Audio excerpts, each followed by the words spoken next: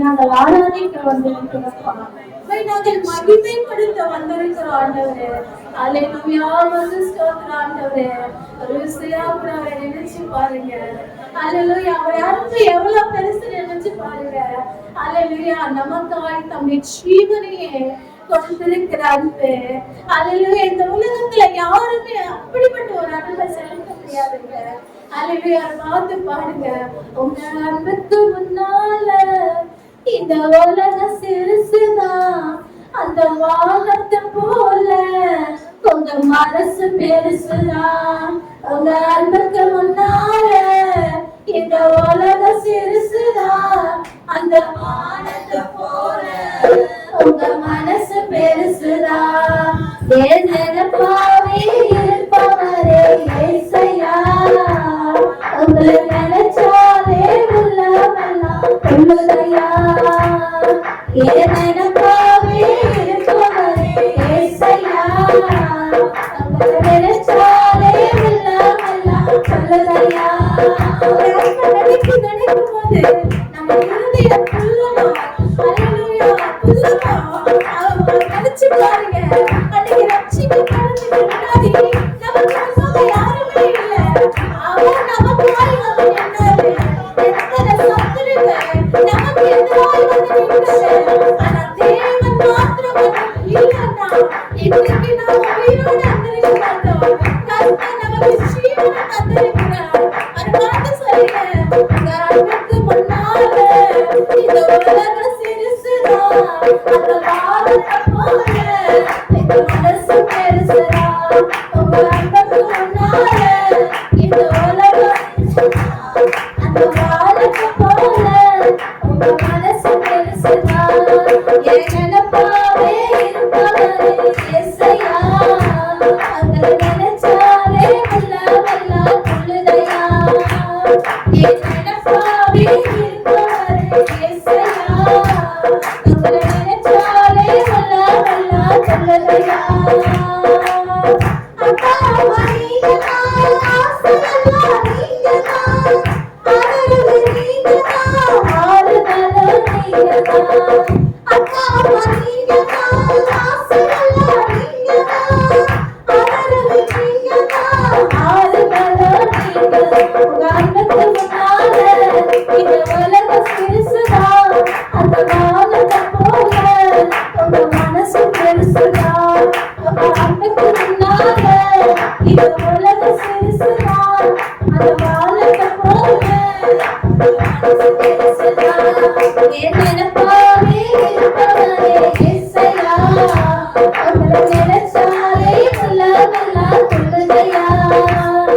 என் நினைப்பாவே இருப்பவரே ஏசையா, உங்களை நினைச்சாலே உள்ளமெல்லாம் துள்ளுதையா. அண்ணாவே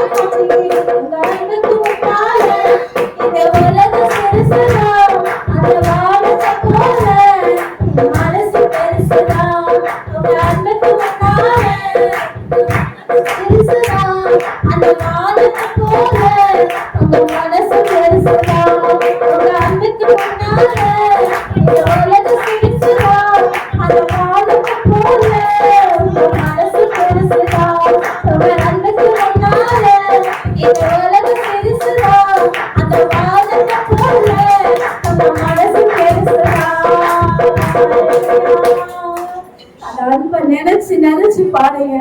அவனை நண்ப நினைச்சுட்டாலே உங்களால துதிக்காம இருக்க முடியாது, உங்களால வாயை திறக்காம இருக்க முடியாது. அவ்வளவாய் நம்முடைய வாழ்க்கையில நன்மைகளை செய்திருக்கிறார். அவ்வளவாய் நமக்கு முன்பாய் அவர் நின்றிருக்கிறார். ஒரு ராஜா யுத்தத்துக்கு போவானா தனக்கு முன்னாடி ஒரு தன்னோட சேவகனை தான் அவன் ஒரு கேடகமா பயன்படுத்துவான். ஆனா நம்முடைய ராஜாதி ராஜாவோ நம்மை ஒரு அல்லேலூயா பின்னாடி வைத்து அவர் நமக்கு முன்பாக ஒரு கேடகமா இருந்து செயல்பட்டு இருக்கிறார். அல்லேலூயா. நன்றியோடு நன்றியோடு ஸ்தோத்திரிப்போம். ஒரு வார்த்தை சொல்லுங்க, உங்களை தவிர எனக்கு வேற யாருமே இல்லை. தகப்பனே சார்ந்து கொள்ள புகழிடமில்லை. உங்களை தவிர எனக்கு வேற யாருமே இல்லை. தகப்பனே சார்ந்து கொள்ள புகழிடமில்லை. என் நெருக்கத்திலே உம்மை நோக்கி கூப்பிடுவேன். நெருங்கி வந்து உதவி செய்ய அழைத்திடுவேன். என் நெருக்கத்திலே உம்மை நோக்கி கூப்பிடுவேன். நெருங்கி வந்து உதவி செய்ய அழைத்திடுவேன். இயேசுவே வாருமே, இன்னல்களை மாற்றிடுமே. இயேசுவே வாருமே.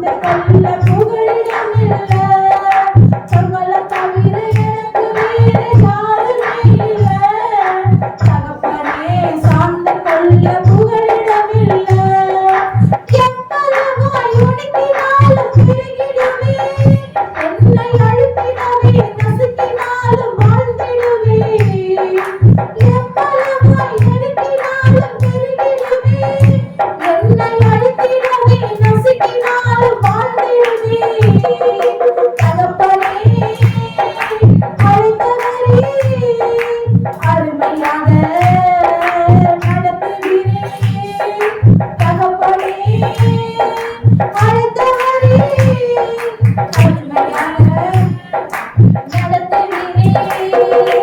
உங்களை தவிர எனக்கு வேறு யாருமே இல்ல தகப்பனே சார்ந்து கொள்ள புகழிடம் இல்ல உங்களை தவிர எனக்கு வேறு யாருமே இல்ல தகப்பனே சார்ந்து கொள்ள புகழிடம் இல்ல நான் எப்பொழுதும் கண்ணனையும் கண்மலையே என்னை தோழி தூக்கி சுமந்து செல்லும் தந்தையே நான் எப்பொழுதும் கண்ணனையும் கண்மலையே என்னை தோழி தூக்கி சுமந்து செல்லும் தந்தையே என் கோட்டையே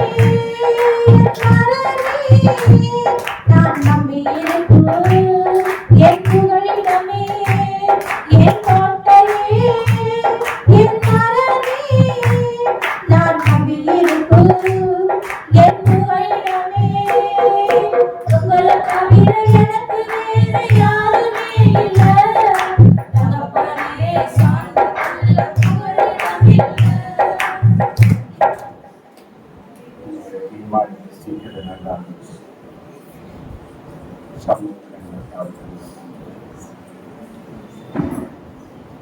நீரே சகல கனத்திற்கு துதிக்கும் பார்க்கிறோம். நாமமே எல்லாவற்றுக்கும் தரங்களுக்கும் காவியம் தொடர்ந்து எனக்கு தேசத்தை நீராக சபைகளை நீராக தாவியான தேசத்தை நடத்தி தேவ சமாதானம் ஒவ்வொருவரையும் ஆதரித்து வியாதிகள் மறைந்து நல்ல ஆரோக்கிய நடக்கிற ஒவ்வொரு சூழலும் தடைகளை நீக்கி கொடுக்கிற எல்லா தடைகளை நீக்கி என்னால் புருஷன கற்பிக்கப்படும் சத்தியத்தை அறிகிற அறிவை நான் சித்தமுள்ளவராக இருக்கிறேன் என்று சந்திக்கிறார் எல்லா மனுஷனையும் தேசத்தின் தலைவர்கள் வெற்றி ஆட்சி ஆசீர்வாதத்தினால அவர்கள் ஜனங்களை வழிநடத்துவாங்க இயற்கை பேரறிவுக்கு விளைவிக்கிறார் இருவர்தான் நாமத்தால் ஜெயிக்கிறார்.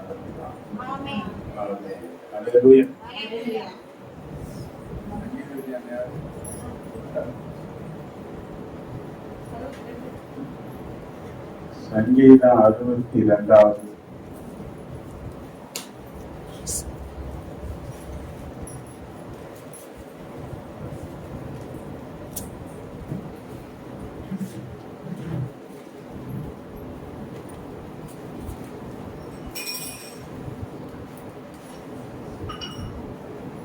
சங்கீதம் 62. தேவனையே நோக்கி என் ஆத்துமா அமர்ந்திருக்கிறது, அவரால் என் ரட்சிப்பு வரும்.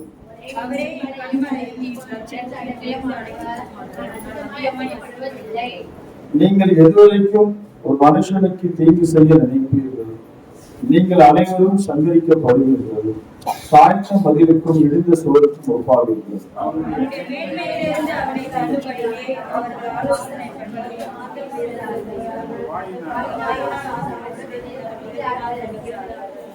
என் ஆத்துமாவே தேவனையே நோக்கி அமர்ந்தது, நான் நம்புகிறது அவராலே வரும்.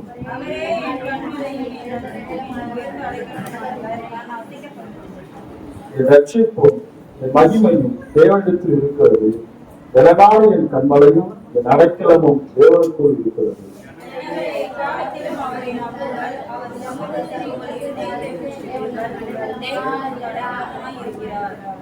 கீழ் மக்கள் மாயையும் மேல் மக்கள் பொய்யுமாமே, தராசிலே வைக்கப்பட்டால் அவர் எல்லோரும் மாயையும் லேசானவர்கள்.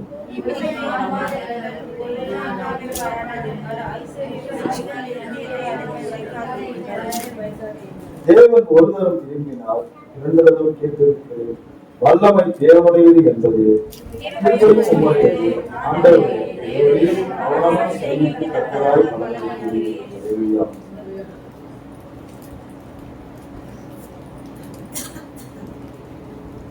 வாசிக்கிறது 7 வருஷம் 8 வருஷம் நம்ம வாசிக்கிறோம்.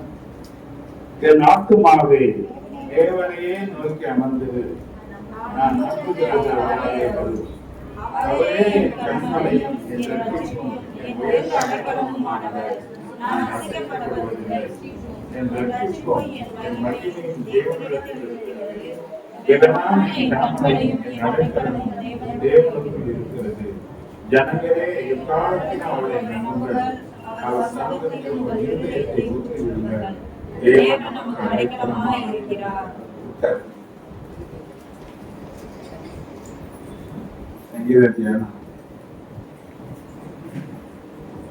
கேள்விதான் நினைக்கிறேன்.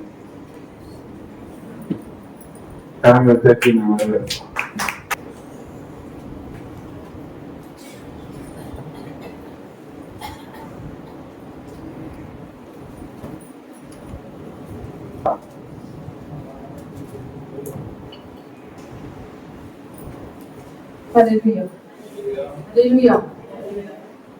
இந்த நாட்களில் நாம் தியானிக்க போகிற வேத வசனம் சங்கீதம் 62ஆம் அதிகாரம் 5ஆம் வசனம்.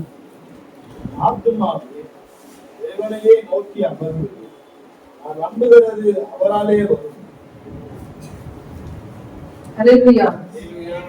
பாருங்க, இந்த வேதத்துல என்ன சொல்லுகிறதுனா, என் ஆத்துமாவே தேவனையே நோக்கி அமர்ந்தது, நான் நம்புகிறது அவராலே வரும். இந்த சங்கீதம் தாவீதுடைய சங்கீதமா இருக்கிறது. தாவீது மற்றவர்களிடம் அவர் சொல்லல, தன் ஆத்மாவோடு அவர் பேசிக் கொண்டிருக்கிறான். என்றால் தாவீதை பத்தி தெரியாதவங்க யாருமே கிடையாது. தாவீதுடைய வாழ்க்கையில அவர் பட்ட பிரச்சனைகள் போராட்டங்கள்லாம் நமக்கு தெரியும் இல்லையா? கொஞ்சம் நெஞ்சதான் கிடையாது. நம்முடைய வாழ்க்கையில கொஞ்சம் தான் நம்ம பாடுகளை நாம பார்க்கிறோம். அதையே நம்மளால என்ன பண்ண முடியல, சகிக்க முடியல. ஆனால் தாவீதுடைய வாழ்க்கையில ஓடிக்கொண்டே இருக்கிறான். எல்லாத்துக்கும் பயந்து ஒவ்வொரு நாளும் சத்துருக்களோட அவனுக்கு என்ன இருந்துச்சு, போராட்டங்கள் இருந்துச்சு இல்லையா? ஆனால் அவன் என்ன பண்றான், என் ஆத்துமாவே தேவனையே நோக்கி அமர்ந்தது.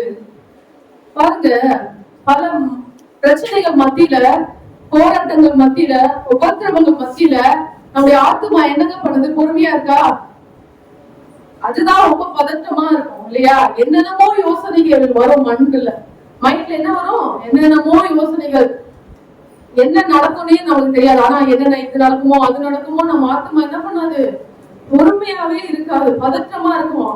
வேதம் என்ன சொல்லுதுன்னா, இருதயத்தின் நினைவினால் என்ன பேசுமா, வாய் பேசும். நம்முடைய இருதயத்தின் நினைவு எப்படி இருக்குங்க, அந்த நேரத்துல என்னென்ன வார்த்தைகளும் நம்ம என்ன பண்றோம், பேசிக்கொண்டிருக்கிறோம். ஆனால் தாவீது பாருங்க, தன்னுடைய ஆத்துமாவோட அவர் பேசுகிறாரு. தன் ஆத்துமாவை தேவனுக்கு முன்பாக அமைதிப்படுத்தி, நான் நம்புகிறது யாராலதான் வரும், அவரால மட்டும்தான் வரும். அவர்களுடைய அந்த நேரத்தில் அவர் என்ன பிரச்சனைகளோட இந்த வேதத்தை அவர் பாடினாரோ, அந்த வசனத்தை அவர் ராகத்தால் கொடுக்கப்பட்ட தாவீதின் சங்கீதம் சொல்லுகிறது. அவர் என்ன ஒரு இடுக்கத்தின் மத்தியில அவர் இந்த வேதத்தை அவர் எழுதினார்னு தெரியல. ஆனாலும் தன்னுடைய ஆத்துமாவை தேவனுக்கு முன்பாக அவர் அமைதல் படுத்தி, நான் நம்புகிறது அவராலே மாத்திரம் வந்து தனக்குள்ளே அவர் என்ன பண்ணார், தன்னை ஆறுதல் படுத்தி திடப்படுத்தி தேவனுக்குள்ளாக இன்னும் அவர் என்ன பண்ணார், அவரு தைரியப்படுத்தி கொண்டிருக்கிறாரு. இந்த நாட்களிலும் நாம் நம்புகிறது மனுஷனால அல்ல, டாக்டரால அல்ல, உயர்ந்த அதிகாரியால அல்ல, நீ நம்புகிறது தேவனாகிய கர்த்தராகிய இயேசு கிறிஸ்துவினால் மாத்திரமே ஆகும். ஹல்லேலூயா, ஹல்லேலூயா. ஆமா, ஆமாதாங்க, அவங்களால முடிஞ்சிடும், இவங்க நினைச்சா முடிச்சிருவாங்க அப்படின்னு நிறைய காரியங்களை நம்ம பார்த்திருப்போம். ஆனா யார் நினைச்சாலும் ஆண்டவர் என்ன நினைக்கிறாரோ அதுதான் நம்முடைய வாழ்க்கையில நடக்கும். ஹல்லேலூயா. ஒரு நம்பிக்கை யாரின் மேல் இருக்கிறது என்னுடைய பிள்ளையே? இந்த கடைசி காலங்களில நம்முடைய நம்பிக்கை தேவன் பேர் அல்ல, மனிதர்கள் மேலதான் நம்ம வச்சிருக்கோம். நான் வேதம் சொல்லுகிறது, நாளை என்பது நமக்கு நாம் அறியோமே. நாளை என்பது அது தேவனுடைய கருத்துல இருக்குது இல்லையா? நாளைக்கு என்பதே நிரந்தரம் இல்லைன்னு சொல்லுது. ஆனால் நம்ம என்ன பண்றோம், பல திட்டங்களை மத்தவருடைய நம்பி நம்ம என்ன பண்றோம், செயல்படுத்த பாக்குறோம். அது கடைசியில தோல்வியில முடியும் போது யாருங்க குறை சொல்றோம்,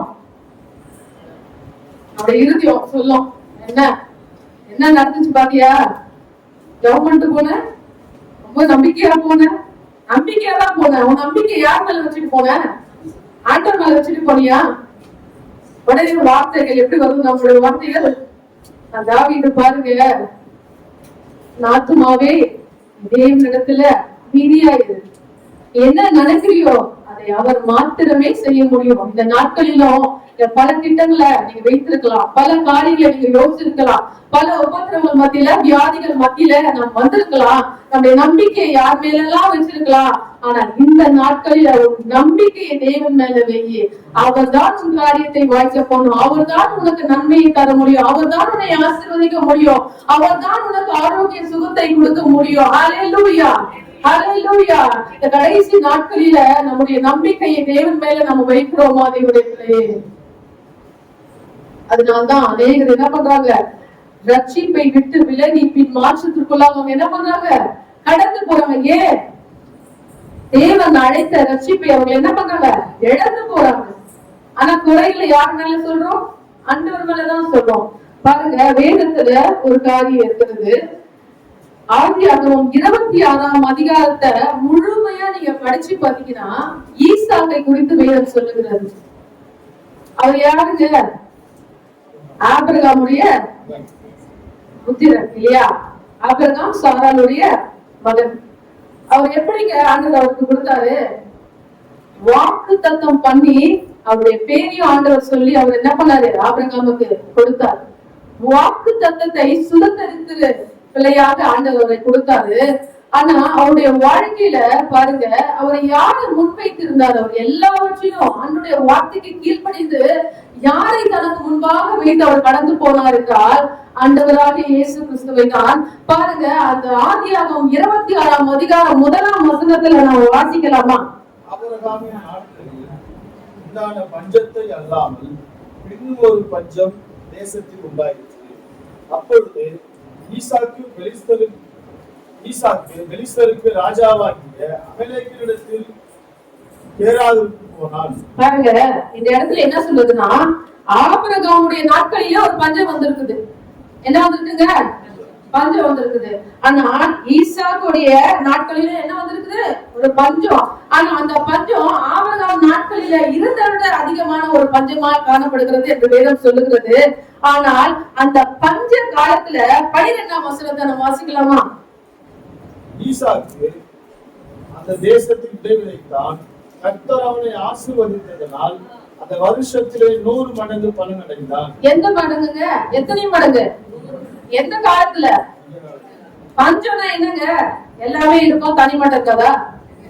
எதுவுமே கிடையாது, வெறுமை, வறட்சி, ஒன்றுமே இல்லாத ஒரு நிலை.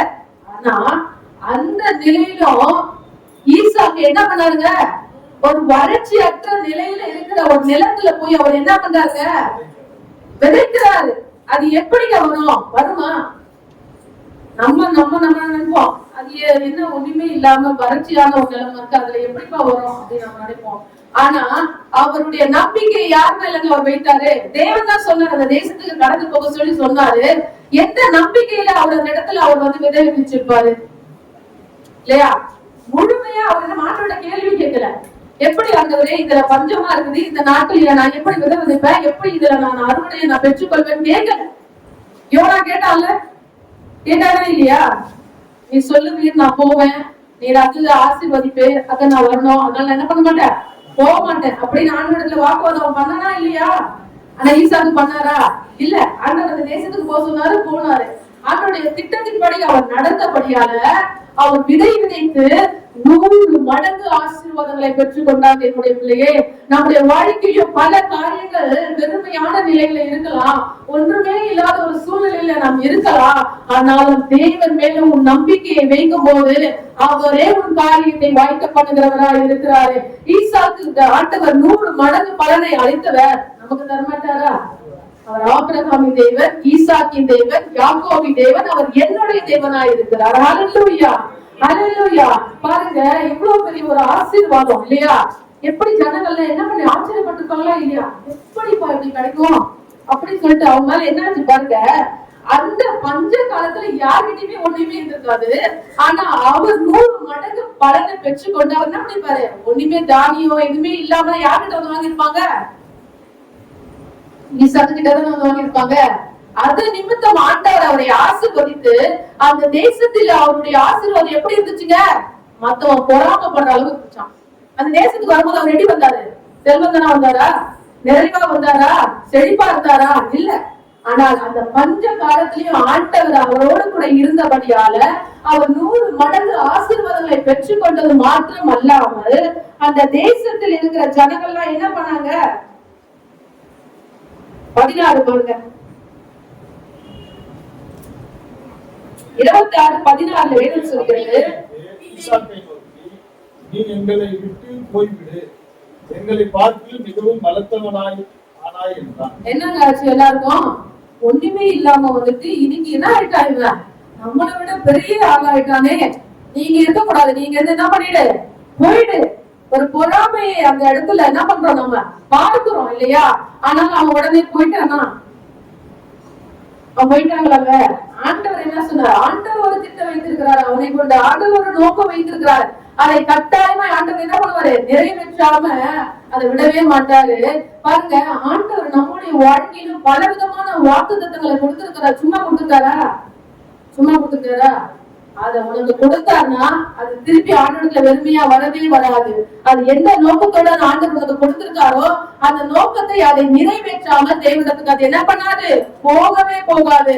அப்போ தேவன் உனக்கு கொடுத்த வாக்கு தத்தங்களை நீ என்ன பண்ணும், சுதந்திரித்துக் கொள்ள வேண்டும், அதை பிடித்துக் கொள்ள வேண்டும். என்னுடைய பிள்ளையே, அதைதான் வேதம் சொல்லுகிறது.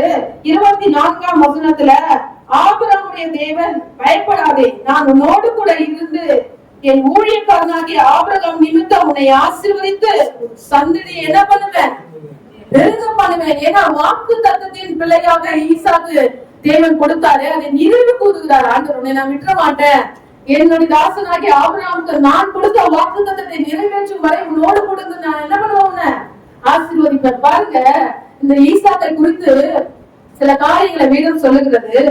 பாருங்க, ஈசாக்கு என்ன பண்றாருன்னா, குறவு கிணறு வெட்டுறதுல அவர் எப்படிப்பட்டதுன்னா டேலண்டட் பண்ண ஒரு பர்சன். கிணறு வெட்டுறது ஈஸியா, இப்பெல்லாம் வந்து போர் போடுறாங்க. அந்த போர் எப்படி போடுறாங்க, காலையில ஆரம்பிச்சாங்களா சாயங்காலம் ஆயிடுது, அவ்வளோ கஷ்டம் இல்லையா.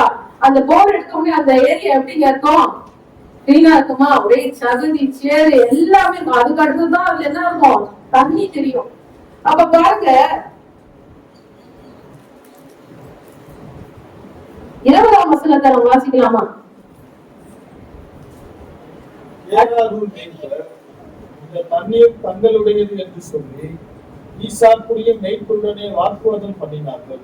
அப்பொழுது தன்னுடனே வாக்குவாதம் பண்ணினபடியால் அந்த துறவுக்கு ஏசேக்கு என்று பெயர். பாருங்க, அங்க தண்ணி வராதுன்னு நினைச்சு ஜனங்கள் என்ன பண்ணாங்க, அமைதியா இருந்தாங்க. அவர் என்ன பண்றாரு, துறவை வெட்டி அந்த இடத்துல ஒரு நீரூற்றத்தை பார்த்த உடனே ஜனங்கள் என்ன பண்றாங்க, இது எங்களுடையது, இது எங்களது, நீங்க இருக்கக்கூடாது, இந்த தண்ணி ஒண்ணும் கிடையாது, இந்த கிணறு உங்களுடையது கிடையாதுன்னு சொல்லிட்டு எல்லாரும் என்ன பண்றாங்க, அவனோட வாக்கு அவங்க கூட ஃபைட் பண்றாங்க இல்லையா. அப்போ அவர் என்னங்க பண்றாரு, அவங்க கூட திருப்பி அவர் மீண்டும் வந்து பேசினாரா, வாக்குவாதம் பண்ணாருன்னு சொல்லுதா. அந்த இடத்துக்கு என்ன அவர் பேரிட்டாரு பாருங்க, ஏசேக்கு. ஏசேக்கு என்பது என்னது, வாக்குவாதம் அந்த அர்த்தம். ஆனா ஒரு கிணறு வெட்டுறது எவ்வளவு ஒரு கடினமான ஒரு காரியம், அதை அவர் தன்னுடைய முழு பலத்தினால அவர் செய்து அதுல ஒரு நீரூற்றை பார்க்க, அதற்கு ஜனங்க அமைதியா தான் வேடிக்கை பார்த்துட்டு இருக்காங்க. அப்படியே சொல்லிருக்கலாம்ல, இது எங்களுடைய கிணறு, இதுல நீ என்ன பண்ணக்கூடாது, வெட்டக்கூடாது, இதை நீ பண்ணக்கூடாதுன்னு சொல்லிருக்கலாம்ல. ஜனங்க என்ன பண்ணாங்க, அமைதியா இருக்காங்க. தண்ணி பார்த்த உடனே என்ன வந்துச்சு, ஏற்கனவே இவன் வந்து பெரிய ஆளா இருக்கான், இன்னும் இவன் வெட்ட கிணறுல தண்ணி வந்துச்சுன்னா எப்படி, இதை நாம என்ன பண்ணக்கூடாது, அவனுக்கு விடவே கூடாது. ஆனா அந்த இடத்திலையும் பாருங்க, ஈசாக்கு பொறுமையா தான் இருந்தார். திருப்பி என்ன பண்ணாரு, இரண்டாவதாக இன்னொரு ஒரு துறவை அவர் வெட்டார். 21ஆம் அதிகாரத்துல பாருங்க, வேறொரு துறவை வெட்டினார்கள், அதை குறித்து வாக்குவாதம் பண்ணினார்கள், ஆகையால் அதற்கு சித்னா என்று பெயரிட்டார். பாருங்க, அவர் என்ன பண்றாரு, சரி இதுக்குதான் நீங்க எல்லாரும் கூட வாக்குவாதம் பண்றீங்க, நான் இதை விட்டுட்டு இன்னொரு ஒரு இடத்துக்கு போகிறாரு. அவர் சித்னா என்ற ஒரு இடத்துல போய் அங்கேயும் திருப்பி என்ன பண்றாரு, கிணறை வந்து அவர் இது பண்றாரு, துறவு பண்றாரு. அந்த இடத்துல ஜனங்கள் என்ன பண்றாங்க, திருப்பி அவர் கூட வந்து வாக்குவாதங்களை ஈடுபடுறாரு. உடனே அந்த இடத்துக்கு அவர் என்னங்க பேருறாருன்னா, சிப்னானா என்ன தெரியுமா, பகைன்னு அர்த்தம்.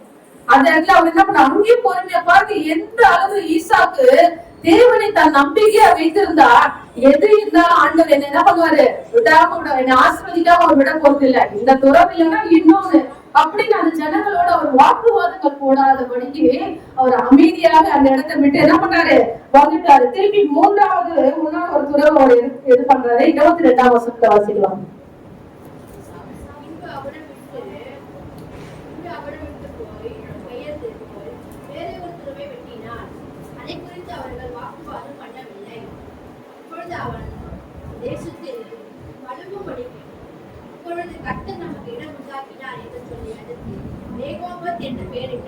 ரெகோபோத் என்று என்ன பண்ணாங்க, பேரிட்டார். 2 தடவை அவர் வந்து வெட்டினாரு. ஆனா அது 2த்துக்கும் ஜனங்கள் என்ன பண்ணாங்க, எதிர்த்து நின்றாங்க.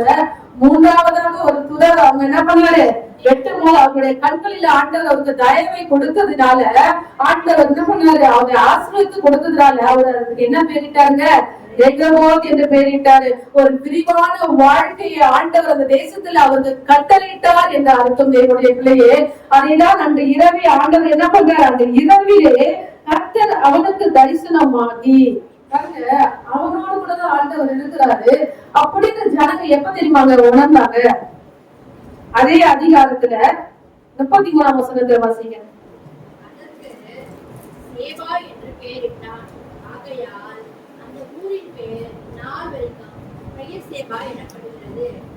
அதே ஆதியாகமம் 26ஆம் அதிகாரம் 28ஆம் வசனத்தை வாசிக்கலாமா?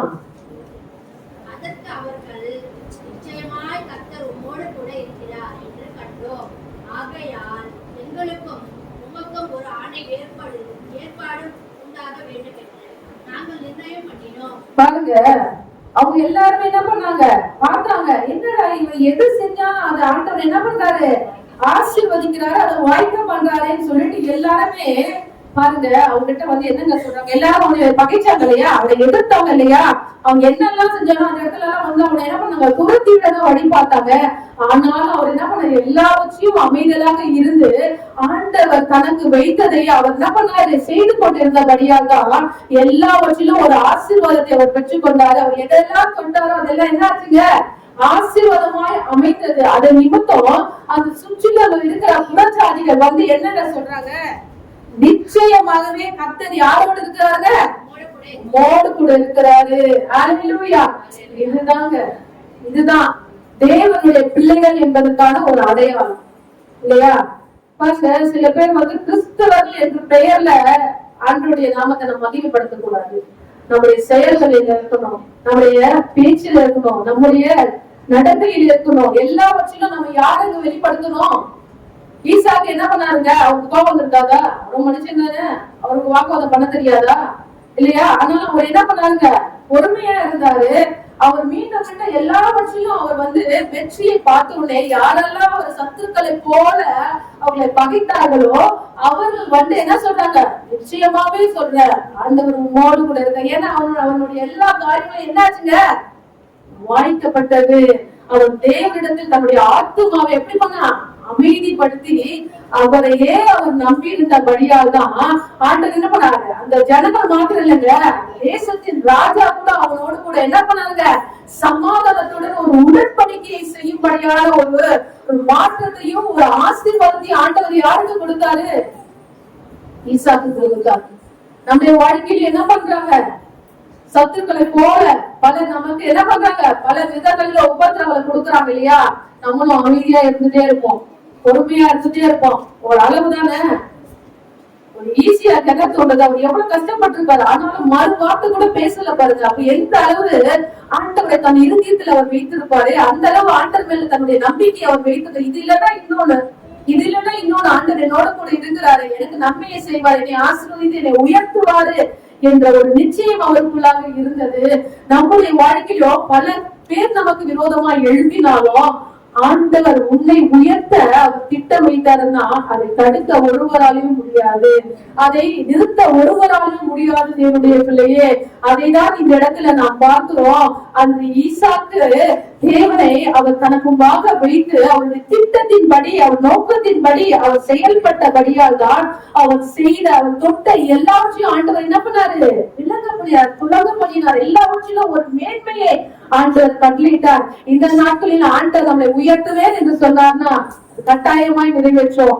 ஆனால் வாக்கு தத்தங்கள் நிறைவேற சில கால தாமதங்கள் ஆகலாம், ஆனால் அது கட்டாயமாய் நம்முடைய வாழ்க்கையில நிறைவேறிதான் ஆகும். தேவனுடைய எந்த காலத்திலும் எந்த சமயத்திலும் நாம் என்ன பண்ணக்கூடாது? மனம் பதறி எந்த வார்த்தைகளும் நம்ம பேசிய ஆண்டுடைய நாமத்தை நம்ம என்ன பண்ணக்கூடாது? தூஷிக்க கூடாது. ஆண்டதை நம்ம என்ன பண்ணக்கூடாது?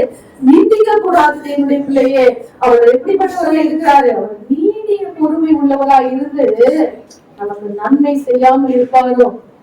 செய்யாமல் இருப்பாரா? செய்வார். அப்போ அதைதான் சங்கீதம் 62:5 என்ன சொல்லுது? ஆத்துமாவே தேவனையே நோக்கி அமர்ந்து. நான் நம்புகிறது யாரால மாத்திரம்தான் வரும்? அவராலேதான் வரும். பாருங்க, என்னாகும் 14ஆம் அதிகாரம் 22ஆம் வசனத்தை நான் வாசிக்கலாமா?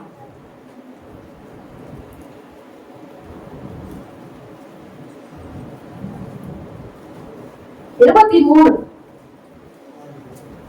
அவர்கள் பிதாக்களுக்கு நான் ஆணையிட்டு கொடுத்த தேசத்தை காண மாட்டார்கள். 22. என் மகிமையையும் நான் எகிப்திலோ வனாந்தரத்திலும் செய்த என் அடையாளங்களையும் கண்டிருந்து என் சத்துருக்களுக்கு செவி கொடாமல் இதை என்னோட 10 முறை என்னை வர்ஜித்து பார்த்த மனிதரில் ஒருவர். இஸ்ரவேல் ஜனங்களுக்கு ஆண்டவர் எவ்வளவோ நன்மை செய்தாருங்க. அதுவும் எப்படிப்பட்டதுங்க? ஒரு வனாந்தரம். இந்த இடத்துல என்ன பண்றோம்? ஈசாக்கு ஒரு பஞ்சத்துல ஆண்டவர் என்ன பண்ணாரு? அவரை 100 மடங்கு ஆசீர்வாதத்தை கொடுத்து அவர் எல்லாவற்றையும் ஆண்டவர் என்ன பண்ணாரு? அவருக்கு ஆசீர்வாதமா மாற்றி கொடுத்து அந்த தேசத்துல என்ன பண்ணாரு? ஆண்டவர் உயர்த்தி வைத்தார் இல்லையா? பாருங்க, இந்த இஸ்ரவேல் ஜனங்களை ஆண்டவருடைய சிறுமையை பார்த்து ஆண்டவர் அந்த சிறுமையிலிருந்து அவர்களை விடுவித்து ஒரு ஆசீர்வாதம் உள்ள தேசத்துல ஆண்டவர் அவர்களை கொண்டு போகும்படியாக அந்த வனாந்தரத்தின் வழியில அவரை நடத்துறாரு. ஆனா இந்த ஜனங்கள் பாருங்க, என் சத்தத்துக்கு செவி கொடாமல் என்ன பண்ணாங்க? இந்த ஜனங்க ஆண்டவருடைய சத்தத்துக்கு செவி கொடாமல் இதனோடு 10 முறை என்னை பரிசித்து பார்த்தார்கள். எத்தனை வாட்டி ஆண்டவர் என்ன பண்றாங்க? அவங்க ஆண்டவருக்கு கோவம் வந்துச்சா இல்லையாங்க? வந்துதா இல்லையா? வந்தது இல்லையா? அப்ப நம்ம கூட வாழ்க்கையில என்ன பண்றோம்? ஆண்டவர் என்ன பண்றாங்க? பரிசித்து பாக்குறோமா இல்லையா? அது நடக்குமா நடக்காதா? இது கிடைக்குமா கிடைக்காதா? நான் சுகம் பெற்றுக் கொள்வனா மாட்டேனா? பல சந்தேகங்கள் நமக்குள்ளாக எழும்புது. ஆனால் ஆண்டவர் சொன்னதை என்ன பண்ணாரு? இந்த ஜனங்களுக்கு நிறைவேற்றி என்ன பண்ணாரு? அவர்களை ஆசீர்வாதத்தின் தேசத்துக்குள்ளாக நடத்தினாரு. இன்னும் வேதத்துல பல காரியங்கள் இருக்கிறது, பல ரகசியங்கள் இருக்கிறது. ஆனால் இந்த நாட்களிலும் இந்த இஸ்ரவேல் ஜனங்களை போல நாமளும் என்ன பண்ணோம்? பின் மாற்றத்துக்குள்ளாக, விசுவாசம் தட்டுக்குள்ளாக, இந்த பாவத்துக்குள்ளாக, இந்த இருளுக்குள்ளாக இருந்த நம்மளை தான் ஆண்டவர் மீட்டு தன்னுடைய ரத்தத்தினாலே கழுவி தன்னுடைய பிள்ளையாக மாற்றி ஆண்டவர் நம்மை கொண்டு வந்து எங்க வைத்திருக்கிறாரு? பிள்ளையாய் மாற்றி அவருடைய நம்ம வைத்திருக்கிறார் இல்லையா? ஆனாலும் நம்ம என்ன பண்றோம்? அவருடைய அன்பை உணர்ந்திருக்கிறோம், அவருடைய அன்பு நன்மையை நம்ம பார்த்திருக்கிறோம். ஆனாலும் ஒவ்வொரு முறை நம்ம என்ன பண்றோம்? இந்த ஜனங்களை போல ஆண்டவர் நம்ம என்ன பண்றோம்? துக்கப்படுத்தி கொண்டுதான் இருக்கிறோம் இல்லையா? வேதனைப்படுத்தி கொண்டுதான் இருக்கிறோம் இல்லையா? ஆனாலும் தேவன் கட்டாயமாய் நம்மோடு கூடதான் இருக்கிறார். இந்த வாழ்க்கையில் அவர் என்னோடு கூடதான் இருக்கிறார். என்னுடைய சிறுமையில ஆண்டவர் என்னோடு கூடதான் இருக்கிறார். என்னுடைய தனிமையில ஆண்டவர் என்னோடு கூடதான் இருக்கிறார். என்னுடைய எல்லா விதமான நெருக்கங்களிலும் ஆண்டவர் என்னோடு கூடதான் இருக்கிறார். ஆனால் அவர் என்னோடு கூட இருந்து எனக்கு ஆண்டவர் சொன்னதை நிறைவேற்றும் வரை அவர் என்னை விட்டு என்ன பண்ணுவதில்லை, விலகுவதும் இல்ல, கைவிடுவதும் இல்லைன்னு சொல்றாரு. மனுஷர்கள் என்ன பண்றாங்க? சில பாடுகள்ல விலகிடுவாங்க, நம்ம என்ன பண்ணுவாங்க? கை விரிச்சிடுவாங்க. ஆனால் ஆண்டவர் என்ன சொல்றாருன்னா, எந்த சமயத்திலும் நான் என்னை விட்டு உன்னை விட்டு என்ன பண்ண மாட்டேன்? விலகவும் மாட்டேன், உன்னை கைவிடவும் மாட்டேன். மீண்டும் ஒரு முறை சங்கீதம் 62:5 வசனத்தை நம்ம வாசிக்கலாம். நான் வாசிக்கிறேன்.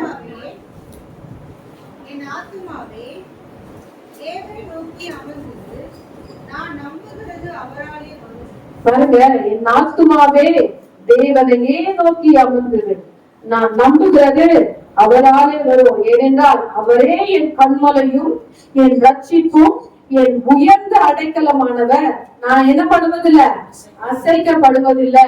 தாவீது தேவன் மேல் வைத்து அசைக்க முடியாத நம்பிக்கைய நாமளும் தேவன் மேல வைக்கும் போது அவர் நம்முடைய காரியங்களை எல்லாவற்றையும் நமக்கு வாய்க்க பண்ணி நம்மளை ஆசீர்வதிக்க அவர் வல்லமை உள்ளவராய் இருக்கிறார். ஹல்லேலூயா, ஹல்லேலூயா. சங்கீத பகுதி தேவன் தாமே ஆசீர்வதிப்பாராக. ஆமென்.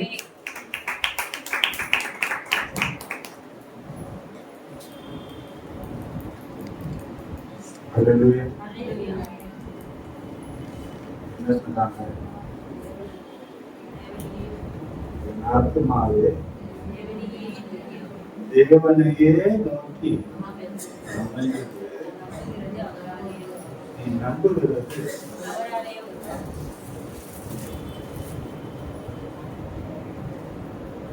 யாரால? ஆத்துமால என்ன இருக்கிறது?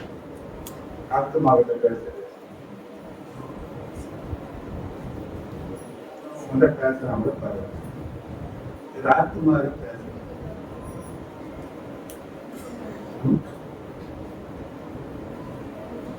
ஆத்துமா தான் உண்மையான மனுஷன்.